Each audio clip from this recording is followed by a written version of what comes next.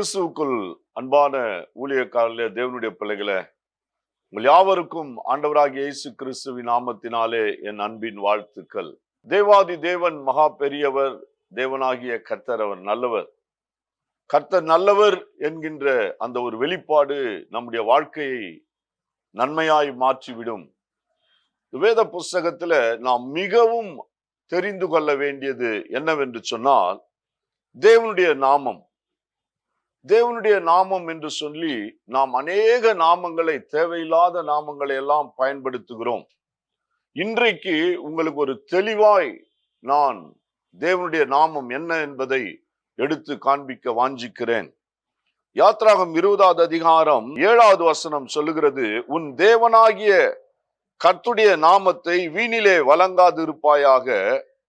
அப்படியானால் தேவனாகிய கர்த்தருடைய நாமம் என்பதுதான் நாமம். இதைத்தான் நம்ம வெளிப்படுத்துதல் வரைக்கும் வாசிக்கிறோம், விசுவாசிக்கிறோம், ஜெபிக்கிறோம், ஆராதனை செய்கிறோம், விண்ணப்பம் செய்கிறோம், துதிக்கிறோம். எல்லாமே செய்யக்கூடிய நாமம் என்னவென்று சொன்னால் தேவன், தேவனாகிய கர்த்தர். ஏன்னா விண்ணப்பத்துக்குரிய நாமம், ஜபத்துக்குரிய நாமம், ஆராதனைக்குரிய நாமம், துதிக்குரிய நாமம், ஸ்தோத்திரத்துக்குரிய நாமம் தேவனாகிய கர்த்தர். இந்த நாமத்தில் தான் கர்த்தருடைய ஆவியானவர் என்று வேதத்துல நாம் அநேக இடங்களிலே வாசிக்கிறோம். கர்த்தரே ஆவியானவர். கர்த்தருடைய ஆவியானவர் எங்கு உண்டோ அங்கு விடுதலை உண்டு. கர்த்தராகிய இயேசு கிறிஸ்து, தேவனையும் கர்த்தராகிய இயேசு கிறிஸ்துவையும் அறிகிற அறிவு. அப்படியானால் தேவன் எந்த நாமத்தில் வல்லமையாய் செயல்படுகிறார் என்று சொன்னால் தேவனாகிய கர்த்தர், கர்த்தராகிய இயேசு கிறிஸ்து, கர்த்தருடைய ஆவியானவர். இந்த நாமம் உடன்படிக்கை நாமம். இந்த நாமத்தோடு வேறு நாமத்தை கூட்டக்கூடாது. இந்த ஒரு நாமம் தான் உடன்படிக்கை நாமம். யாத்ராகம் 3வது அதிகாரம் 6வது அதிகாரம் புரியவில்லை என்று சொன்னால் தேவனுடைய நாமத்தை உங்களால் புரிந்து கொள்ள முடியாது, விளங்கி கொள்ள முடியாது. ஏன் என்று சொன்னால் ஆதியில தேவன் வானத்தையும் பூமியும் சிருஷ்டித்தார் தேவன். பின்பு தேவனாகிய கர்த்தர் 2வது அதிகாரத்துல தேவனாகிய கர்த்தர். அப்போ அந்த தேவனாகிய கர்த்தர் என்கின்ற நாமத்தில் தான் தேவன் செயல்படுகிறார். வானத்தையும் பூமியும் உண்டாக்கின தேவன் முடிந்தது என்று சொன்னார். தேவனாகிய கர்த்தர் இயேசு கிறிஸ்து, கர்த்தராகிய இயேசு கிறிஸ்து கல்வாரி சிலுவையில முடிந்தது. இந்த மனுஷனுக்கு, மனுகுலத்துக்கு தேவையான எல்லாவற்றையும் உண்டாக்கி பிதாவாகிய தேவன் முடிந்தது என்று சொன்னார். கர்த்தராகிய இயேசு கிறிஸ்து மனுஷன் பாவத்திலும் சாபத்திலும் விழுந்த போது அவனை மீட்டு கல்வாரி சிலுவையில தம்முடைய இரத்தத்தை சிந்தி முடிந்தது என்று சொன்னார். அப்படியானால் உருவாக்குகிற நாமம், விடுதலையாக்குகிற நாமம், நம்மை வாழ வைக்கிற நாமம், பாவத்திலிருந்து சாபத்திலிருந்து விலக்குகிற நாமம் என்னவென்று சொன்னால் தேவனாகிய கர்த்தர், கர்த்தராகிய இயேசு கிறிஸ்து, கர்த்தருடைய ஆவியானவர். இப்போ இந்த நாமத்தோடு இன்றைக்கு அநேக நாமங்களை கூட்டி ஆராதிக்கிறார்கள், துதிக்கிறார்கள், விண்ணப்பம் செய்கிறார்கள், ஜெபிக்கிறார்கள். இதையெல்லாம் ஒன்றும் கிரியை செய்யவே செய்யாது. எந்த நாமமும் கிரியை செய்யாது. யெகோவா என்கின்ற நாமம் தேவனுடைய நாமம் அல்ல. அதைத்தான் இன்றைக்கு பார்க்க போகிறோம். அப்படியானால் தேவனுடைய நாமத்திலே நாம் கூப்பிடும் போதுதான் அவர் பதில் தருவார், நம்மை தப்புவிப்பார், நம்மை விடுதலையாக்குவார். நம்முடைய பாவங்கள், சாபங்கள், வியாதிகள் எல்லாம் மறையும்.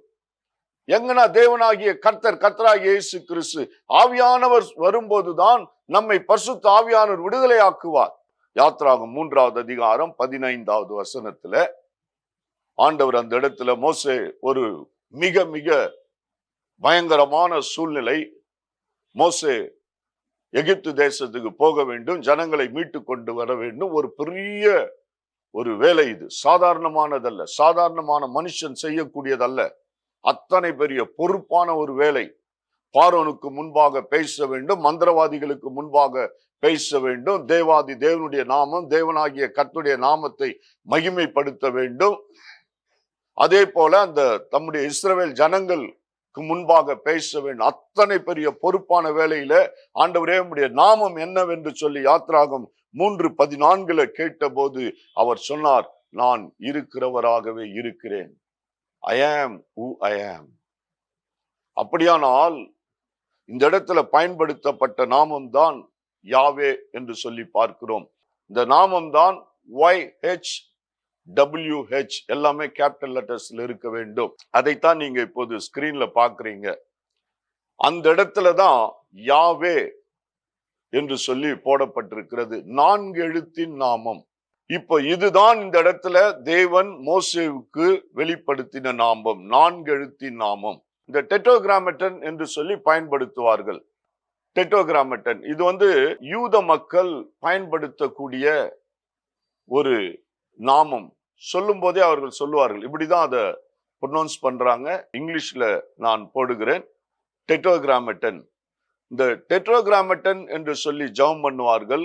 அப்படி இல்லை என்று சொன்னால் ஆஷம், ஹாஷம் என்று பயன்படுத்துவார்கள். தேவனுடைய நாமத்தை HASHEM, ஹாஷம். ஒன்று டெட்ராகிராமட்டன் பயன்படுத்துவார்கள். அப்படி என்று சொன்னால் என்ன அர்த்தம் பார்த்தீங்கன்னா, 4 எழுத்தின் தேவன்.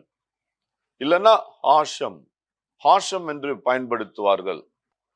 இந்த இடத்துல கர்த்தர் நாமத்துல தான் இப்படி நாம் பார்க்கிறோம். கர்த்தர் ஆண்டவர், அதனாலதான் நான் கர்த்தர், நான் கர்த்தர், ஐ ஆம், நான் கர்த்தர்.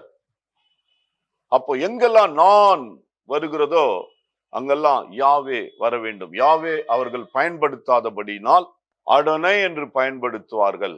அடோனை என்று சொன்னால் கர்த்தர். இப்ப இந்த கர்த்தர் நாமத்தை தான் எந்த இடத்திலும் ஈப்ரு பைபிள்ல அடோனை. ஒரு இடத்துல நீங்க பாத்தீங்கன்னா அவர் எபினேசர், அதே போல நீங்க பாத்தீங்கன்னா யெகோவா, இப்படி எல்லாம் எங்கேயுமே இருக்காது.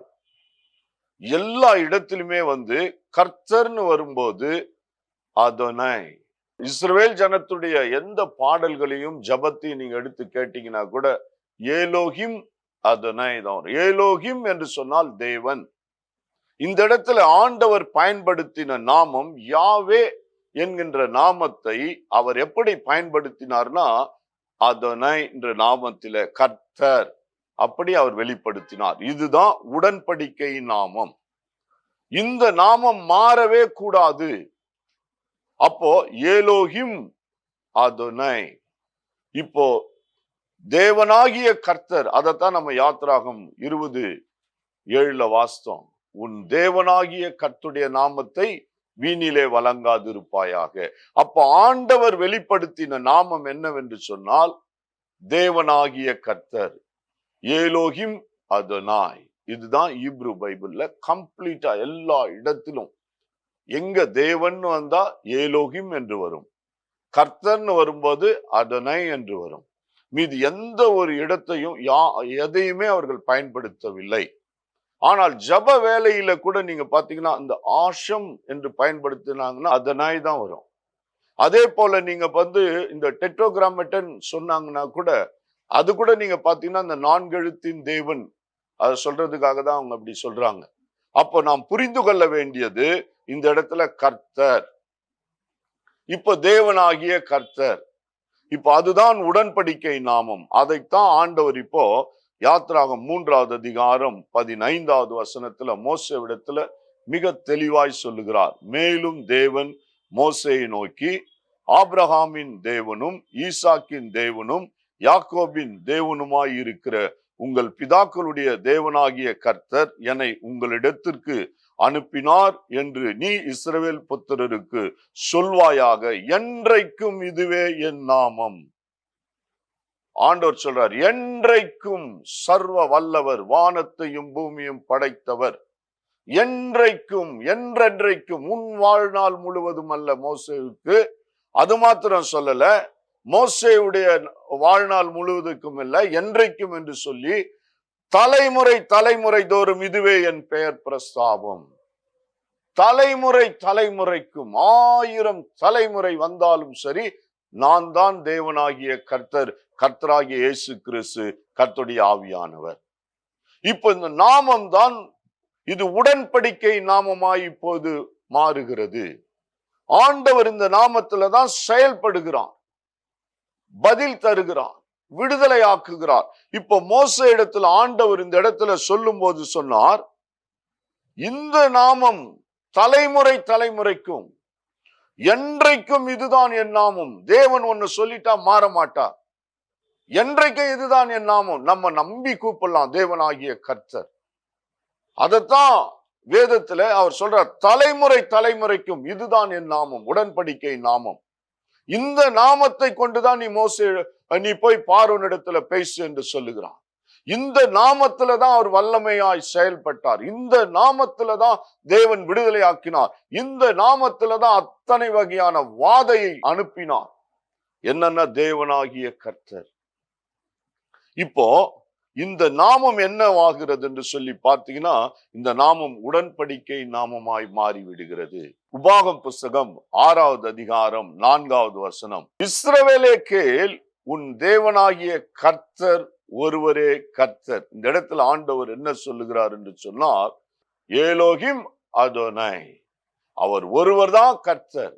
இயேசு கிறிஸ்துவினிடத்துல ஒரு வேத பாரகன் கேட்கிறான், இருக்கிறதுல பிரதான கற்பனை என்ன? ஏன்னா இது உடன்படிக்கை நாமம், மாறாத நாமம். அநேகர் சொல்லுவாங்க எல்லா உடன்படிக்கை இயேசு கிறிஸ்து வந்து முடிச்சிட்டார். அப்படி இல்ல. கொலை செய்யாத இருப்பாயாக, விபச்சாரம் செய்யாது இருப்பாயாக, களவு செய்யாது இருப்பாயாக, இதெல்லாம் வந்து இயேசு சிலுவையில முடிச்சில்ல.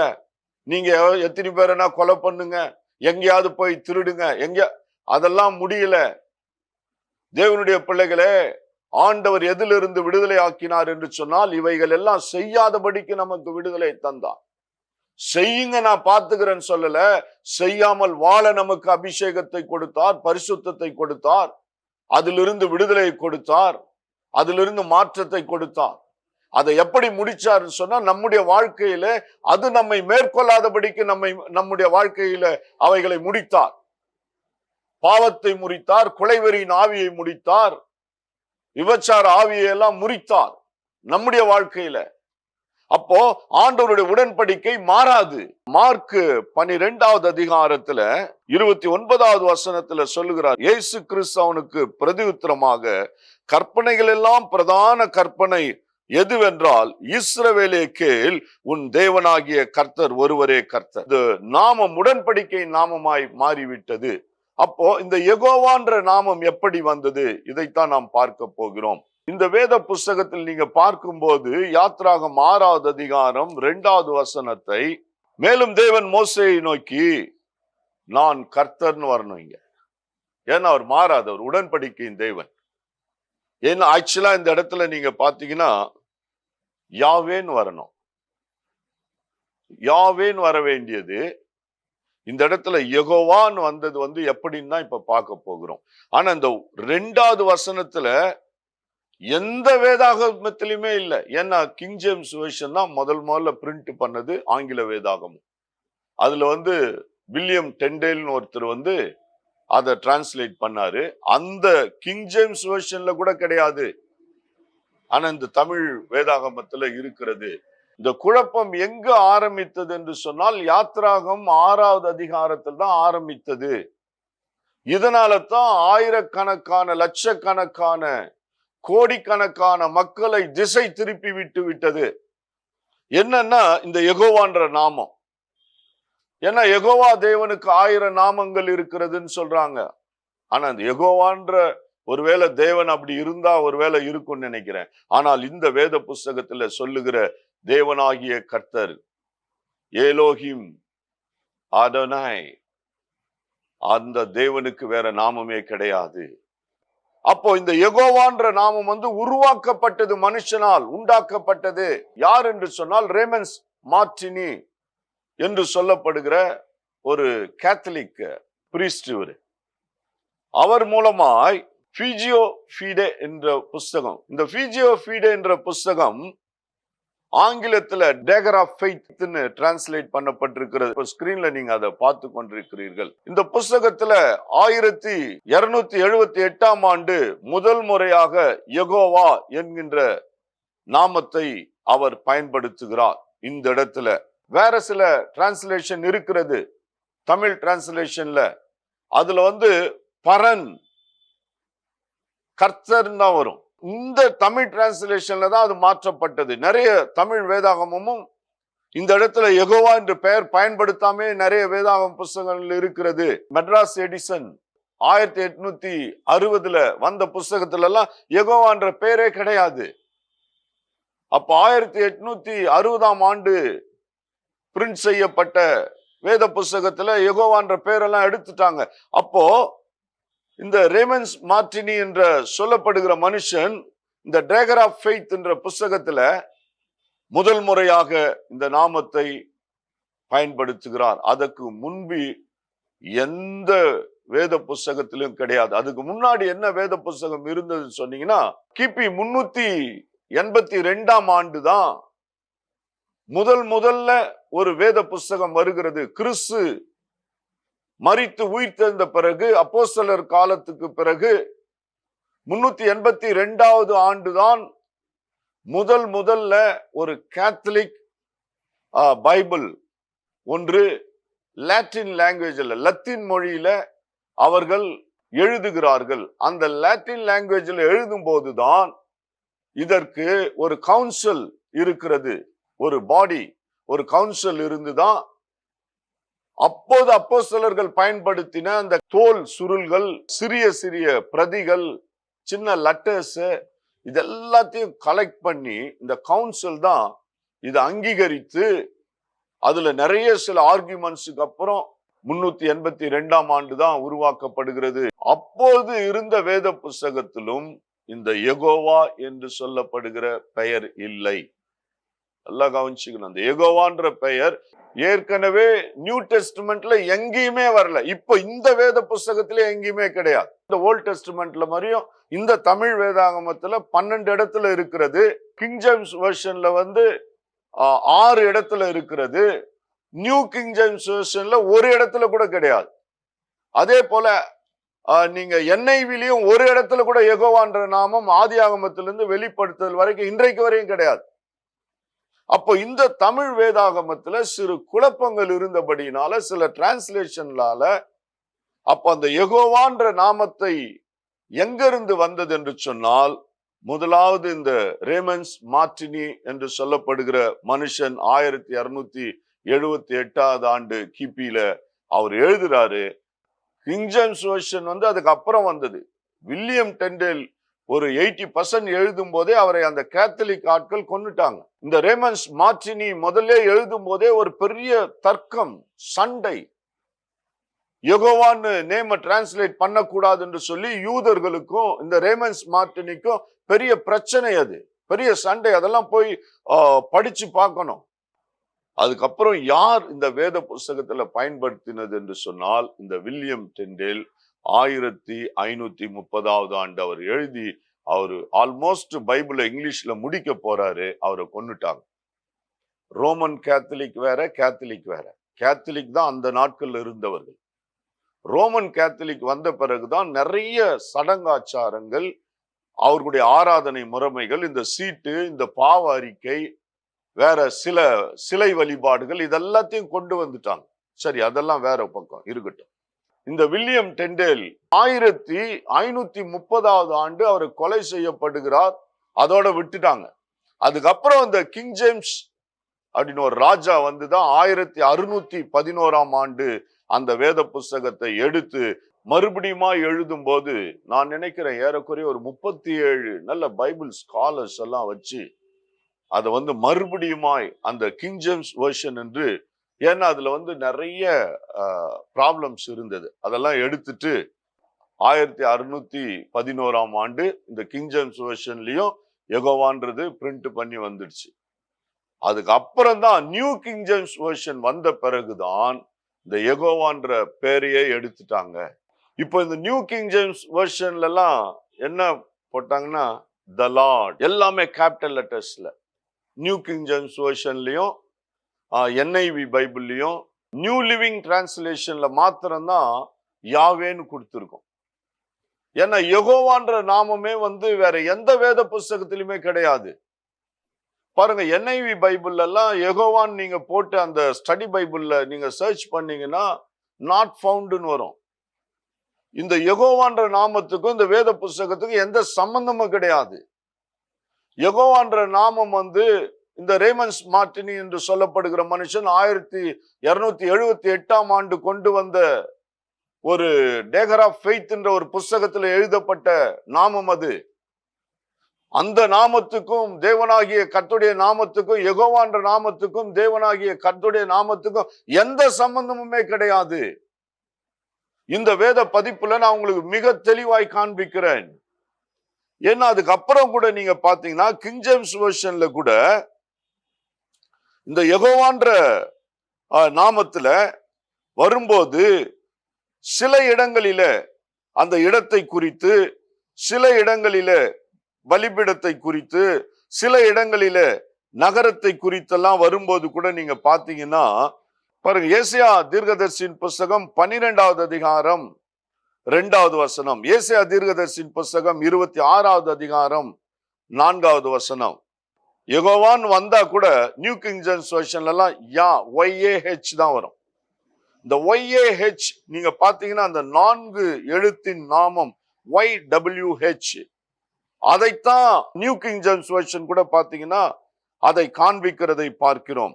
பாருங்க, சங்கீதம் 68வது அதிகாரம் 4வது வசனத்துல இந்த கிங் ஜேம்ஸ் வெர்ஷனே என்ன பயன்படுத்திருக்காங்கன்னா இங்க யெகோவான் பயன்படுத்தல. ஆனா நம்ம தமிழ் வேதாகமத்துல வந்துட்டு யெகோவான் பயன்படுத்தி இருக்கிறாங்க.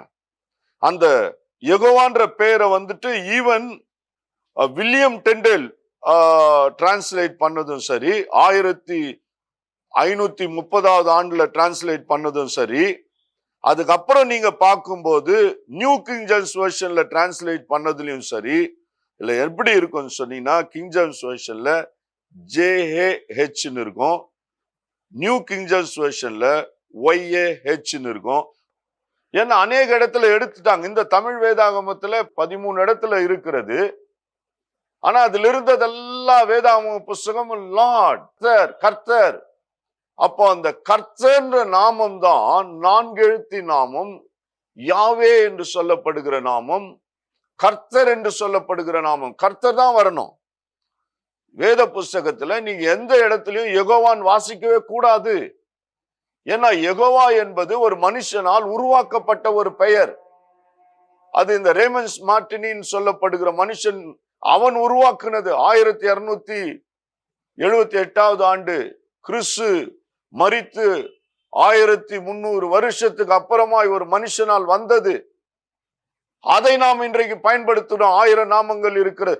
பாருங்க, லார்ட், கர்த்தர், கர்த்தராகிய இயேசு கிறிஸ்து, கர்த்தராகிய இயேசு கிறிஸ்து பதில் தருகிறவர், தேவனாகிய கர்த்தர் பதில் தருகிறவர். யெகோவா ராஃபா அப்படின்றோம். யெகோவான்ற நாமமும் தேவனுடைய நாமம் கிடையாது, ராஃபான்றதும் கிடையாது. கிறிஸ்து தான் சுகம் தருகிறவர், சுகம் கிறிஸ்து. அப்ப பாருங்க, ஒரு சிலர் சொல்றாங்க யெகோவா தெய்வம்ன்றாங்க. யெகோவாவும் தேவனாகிய கர்த்தருடைய பெயர் கிடையாது, தெய்வமும் தேவனாகிய கர்த்தருடைய பெயர் கிடையாது. தவறா பயன்படுத்துறீங்க, மீறுகிறீர்கள். இந்த வேத புஸ்தகத்துல ஹீப்ரு லாங்குவேஜ்ல நீங்க எந்த இடத்துலயும் ஒரு இடத்துல கூட நீங்க யெகோவா பார்க்கவே முடியாது. ஏன் என்று சொன்னால் அவருடைய நாமம் ஏலோகிம் அடோனை, அடோனை ஏலோகிம், தேவனாகிய கர்த்தர். அதான் அவருடைய நாமம். ஆதியாகமம் புஸ்தகத்திலிருந்து வெளிப்படுத்துதல் வரைக்கும் அந்த நாமத்துல தான் துதித்தார்கள். என் ஆண்டவர் மோசேவை அனுப்பும் போது என் நாமத்துல அவர்கள் ஆராதிக்க வேண்டும். 2வது சொல்லுகிறார் அவர்கள் பலி செலுத்த வேண்டும். 3வது சொல்லுகிறார் அவர்கள் துதிக்க வேண்டும். பாருங்க, இந்த ஆராதனைக்குரிய நாமம் என்ன? ஒரு இடத்துல கூட நீங்க யெகோவான்ற நாமத்தையோ தெய்வத்தையோ இல்ல நீங்க எபினேசரையோ யாரையுமே காட்ட முடியாது. ஆராதனைக்கு உரிய ஒரே நாமம் இயேசு சொல்லும் போது சொன்னார், உன் தேவனாகிய கர்த்தர் ஒருவருக்கே ஆராதனை செய்வாயாக. ஆராதனைக்கு ஒரு நாமம் உண்டு என்று சொன்னால் தேவனாகிய கர்த்தர், கர்த்தராகிய இயேசு கிறிஸ்து, கர்த்தருடைய ஆவியானவர். ஆராதனைக்குரிய நாமம், விண்ணப்பத்துக்குரிய நாமம். சாமுவேல் 1 சாமுவேல் என்ன சொல்றார்? 7வது அதிகாரத்துல அவர் ஒரு கல்லை எடுத்து வைக்கிறார். அந்த கல்லு எபினேசர்ன்றாங்க. அந்த கல்லு ஒரு ஊருடைய பெயர். 1 சாமுவேல் 4வது அதிகாரம் 1வது வசனம், 1 சாமுவேல் 5வது அதிகாரம் 1வது வசனம் ஒரு ஊரோட பெயர், அது ஒரு கல்லுக்கு வைக்கப்பட்ட பெயர். அதே இடத்துல சாமுவேல் சொல்றாரு, கர்த்தர் ஒருவருக்கே ஆராதனை செய்வாயாக. இங்க ஒரு 5 வசனம் முன்னாடி கர்த்தருக்கு ஆராதனை செய்வாயாகன்னு சொல்லிட்டு இங்க எபினேசர் சொல்லுவாரா? எந்த மனுஷனால மாற்றக்கூடாது. அந்த நாமத்துலதான் 1 சாமுவேல் 7வது அதிகாரத்தை பாருங்க. நம்ம ஆட்கள் தான் அப்படியே எத்தனை பேர் வந்தாலும் வாய்க்கு வரதெல்லாம் சொல்லிட்டு இருக்கோம். அதெல்லாம் நாமம் கிடையாது. நாமம் என்ன? தேவனாகிய கர்த்தர். அதுலதான் சாமுவேல் சொல்றாரு, உன் முழு இருதயத்தோடு உன் முழு ஆத்மாவோடு கர்த்தரிடத்துல திரும்புங்கள், கர்த்தரை நோக்கி விண்ணப்பம் பண்ணுங்கள், கர்த்தருக்கு ஆராதனை செய்யுங்கள், தேவனாகிய கர்த்தரை தொழுது கொள்ளுங்கள். தொழுது கொள்ளுகிற நாமம், விண்ணப்பம் பண்ணுகிற நாமம், ஜபிக்கிற நாமம், துதிக்கிற நாமம் ஒரே ஒரு நாமம் தான், தேவனாகிய கர்த்தர், கர்த்தராகிய இயேசு கிறிஸ்து, கர்த்தருடைய ஆவியானவர். இந்த வேத புஸ்தகத்துல வேற நாமமே கிடையாது, வேற நாமமே கிடையாது. ஏன்னா அவர் மாற மாட்டார். உடன்படிக்கை நாமம் அவர் சொல்லிட்டார். யாத்திராகமம் 3:15 சொல்லுகிறார், என்றைக்கும் இதுவே என் நாமம், தலைமுறை தலைமுறைக்கும் 1000 தலைமுறைக்கும் இதுவே என் நாமம், 1000 தலைமுறைக்கும். தேவனுடைய பிள்ளைகளே, இன்றைக்கு பாருங்க, எத்தனை நாமத்தை கூப்பிடுறீங்க, பதில் கிடைக்காது, சுகம் வராது, பாவம் மன்னிக்கப்படாது, பாவத்திலிருந்து சாபத்திலிருந்து விடுதலை அடைய முடியாது. இன்றைக்கு எத்தனையோ பேர் கேட்கிறாங்க, எவ்வளோ வருஷமா இருக்கிறோமே, எப்படி சந்ததி சந்ததியாய் வர சாபம் வருது? ஏன் வராது? கண்ட நாமத்தை கூப்பிடுறோம், கண்ட நாமத்தை துதிக்கிறோம், கண்ட நாமத்தை ஆராதிக்கிறோம். தேவனாகிய கர்த்தர் இயேசு கிறிஸ்துவை நீங்கள் துதிக்கும் போது, அவருக்கு நன்றி சொல்லும் போது, அவருடைய ரத்தம் உயிர்த்தெழுந்த வல்லமை உங்களை விடுதலையாக்கும். எத்தனையோ நாமத்தை வச்சு பேசிட்டு பாடிட்டு இன்னைக்கு ஆராதித்து கொண்டிருக்கிறோம். ஆராதனை எந்த நாமத்துக்கோ போகிறது, துதி எந்த நாமத்துக்கோ போகிறது, விண்ணப்பம் எந்த நாமத்துக்கோ போகிறது. இல்லை, இந்த வேத புஸ்தகம் சொல்லுகிறது, எபிரேயரின் தேவனாகிய கர்த்தர். மோசே சொல்லும் போதெல்லாம் பார்வோனிடத்துல சொல்லுவான், எபிரேயரின் தேவனாகிய கர்த்தர். அதே போல தேவ ஊழியக்கால் சொல்லுவார்கள், இஸ்ரவேலின் சேனைகளின் கர்த்தர், இஸ்ரவேலின் இராணுவங்களின் தேவனாகிய கர்த்தர். தேவனாகிய கர்த்தர், அதுதான் நாமம். தலைமுறை தலைமுறைக்கும் அதை மாத்துகிறதற்கு எந்த ஊழியக்காரனுக்கு அதிகாரம் கிடையாது. யாரா இருந்தாலும் சரி, இந்த வேத புஸ்தகத்திலே இருக்கிற எந்த ஊழியக்காரனா இருந்தாலும் சரி, மாற்ற அதிகாரமே கிடையாது. எந்த ஊழியக்காரனும் மாற்றினதும் கிடையாது. எல்லா ஊழியக்காரனும் பக்கம் பக்கமா திருப்பி படிச்சு பாருங்க, பக்கம் பக்கமா. தேவன் தேவனாகிய கர்த்தர், கர்த்தராகிய இயேசு கிறிஸ்து, ஆண்டவராகிய இயேசு கிறிஸ்து, கர்த்தருடைய ஆவியானவர், பரிசுத்த ஆவியானவர், உன்னதத்தின் பலன், இவைகளெல்லாம் ஒரே நாமம்தான், ஒரே கர்த்தர் தான். அந்த ஒரு நாமத்துக்குள் அடங்கி இருக்கிறது. இன்றைக்கு தேவனுடைய பிள்ளைகளே, தேவனுடைய ஜனமே, இந்த யெகோவான்ற நாமத்தை ஒரு மனுஷனால் உண்டாக்கப்பட்ட நாமம் அது. அதெல்லாம் நான் உங்களுக்கு தெளிவா அந்த ஸ்கிரீன்ல போட்டிருக்கிறேன். அதை நீங்க போய் பாருங்க, படிங்க, ஸ்டடி பண்ணுங்க, நல்லா ஸ்டடி பண்ணுங்க, மெடிடேட் பண்ணுங்க. வாழ்க்கை மாறும். தேவன் உங்கள் சூழ்நிலைகளை மாற்றுவார். சாபங்கள் மாறும், பாவங்கள் மன்னிக்கப்படும், வியாதியிலிருந்து விடுதலை ஆகுவீர்கள், ஊழியம் செழிக்கும், குடும்பங்கள் நல்லா இருப்பீங்க. ஏன்னா ஆண்டவர் சொல்லும் போது சொல்லுகிறார், இதுவே என் நாமம், தலைமுறை தலைமுறை தோறும் இதுவே என் நாமம். தேவன் சொல்லும் போது யாத்திராகமம் அந்த 3வது அதிகாரம் 15வது வசனத்தில் ஆண்டவர் சொல்ற, என்றைக்கும் இதுவே என் நாமம். இந்த உலகத்துல ஒரு நாள் இருக்கும் என்று சொன்னால் அன்றைக்கும் அவர்தான் தேவனாகிய கர்த்தர். இந்த உலகத்துல ஒரு நாள் இருக்கும் என்று சொன்னால், என்றைக்கும் என்று சொன்னால் அதுதான். தலைமுறை தலைமுறை தோறும், கடைசி ஜெனரேஷன் வரைக்கும், கிறிஸ்து வருகை வரைக்கும் தேவனாகிய கர்த்தர், கர்த்தராகிய இயேசு கிறிஸ்து, கர்த்தருடைய ஆவியானவர், அதான் அவருடைய நாமம். இந்த நாமம் தான் யாவே என்கின்ற நாமத்திற்குள்ளாய் அடங்கி இருக்கிறது, கர்த்தர் என்ற நாமத்துக்குள்ளாய் அடங்கி இருக்கிறது. கர்த்தர் உங்களை ஆசீர்வதிப்பார். சத்தியத்தை அறிவீர்கள், சத்தியம் உங்களை விடுதலை ஆக்கும். God bless you.